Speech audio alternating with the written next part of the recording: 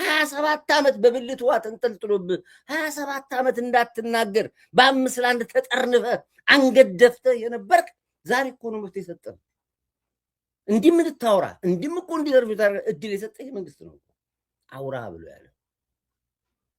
ይሄንን እድል የሰጠህ ነው። የትኛው ወንድ ነበርክ በመለስ ጊዜ 27 ዓመት ስልጣን እንደዚህ ትንፋሽን አውጥተህ የምትነፍስ መሪ የምትሳደብ መከላከያ የምትሳደብ አገር የምትሳደብ የትኛው ፖለቲከኛ ነበርክ የነበርከው? እስኪ ንገረኝ ከኔ በለኝ።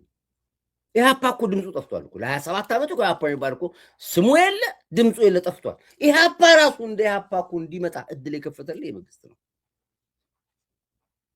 ዋሻው በ27 ዓመት ዋስ ስልጣን ዘመን ላይ ኢህአፓ የሚባል ወሬ የለም። በእንቅስቃሴ ማናቀው በፓርቲ ማናቀው በምርጫ ማናቀው። የት ነበር ከ27 ዓመት ካዝናውን ባዶ አድርጎልህ ህዋት ሲወጣ የት ነበራችሁ እናንተ? የወታደር ደሞዝ እኮ የሚከፍለው አቶ እኮ ወታደር ለመፈንቅለ መንግስት ቤተ መንግስት ገብቶ ፑሻፕ ፑላፕ ሰርቶ አግኝቼ ደሞዝ ከፍላችኋል ወታደር የመለሰ ሰው እኮ ነው። ጠቅላይ ሚኒስትሩ 7 ዓመት አገር አልመራም። ጠቅላይ ሚኒስትሩ 7 ዓመት ሬሳ ነው ያከመው። የሞተ አገር ነው ያስረከበው። ፍሮም ስክራች ነው የጀመረው።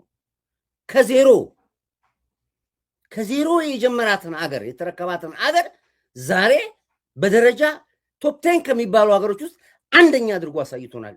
ወሬ አይደለም የምናየውን ለውጥ